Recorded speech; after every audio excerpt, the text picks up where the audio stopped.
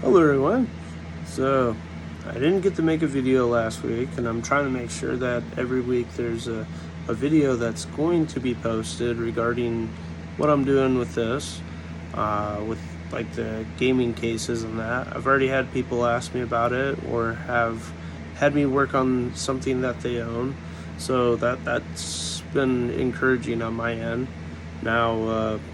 Now with the gaming consoles going into the separate cases itself, they are taking a little bit longer than I probably want it to, but that's fine. I'm learning more, especially from almost what was that, PlayStation 3, almost like 10 years old.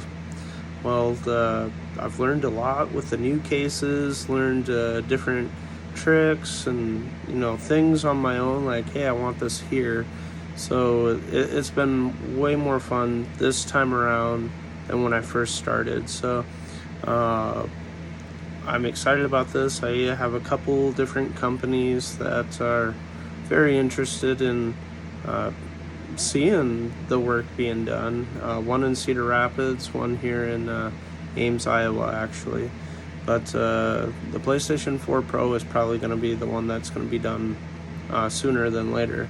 The HDMI port is actually being installed into the case right now. I'm using a coupler, basically. So one cable goes into the PS4 and then into this coupler, and then it stays in the case itself. And then the HDMI port that's now on the back, because it's the coupler, now I have access to a HDMI port in the back. So you just have to plug it in, plug in the HDMI port, and it's ready to go. So I need 4 more fans and then some stuff for the USB ports.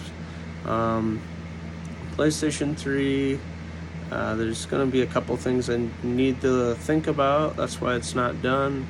And that even includes the Xbox and also the on the Nintendo Wii. There's different things I want to mount into that case, and each additional, but I have to think about it. And yeah, I guess I've been thinking about it for more than 2 weeks or more, but I need to take the time to make sure it's done right, because I don't want to dislike it, because once it's in there, it's probably going to be in there unless I dislike the way it looks. But so far everything has been turning out beautifully. I'm loving the way everything's going.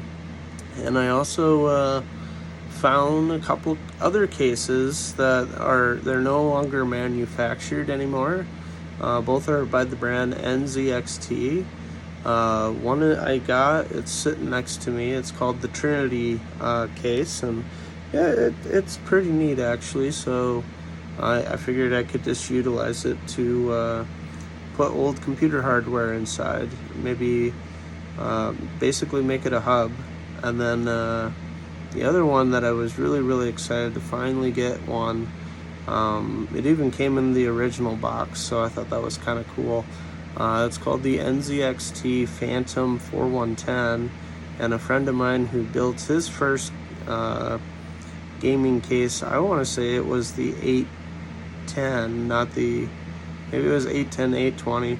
It was a bigger case actually, but same model, NZXT Phantom 820, I think is what the case was. It was a lot taller, and he even said it was kind of a little bigger than what he needed. But yeah, I'm starting this stuff, all kinds of computer hardware inside that. Already got a couple LED strips, some fans, my 2 DVD burners I've had for years. I have a 80 gig, a 40 gig, and I thought there was a 120 or something like that hard drive, and I stuck them all in there. Now I'm trying to figure out about the 320 gigabyte, because that one in particular it needs the old components. It used to be an external hard drive, so that one might have to be mounted separately in a different location, but it'll still work because I'm mounting USB ports on the inside. But if everything pans out, my old laptop will be used inside of it too. And I'm actually proud of it that it actually I was like, man, there's a lot of dead space on the top of the case where the fans went. So I have a Raspberry Pi in there too now, so I'm super excited about that. So I'm just gonna leave the video the way it is and then hand off the photos too.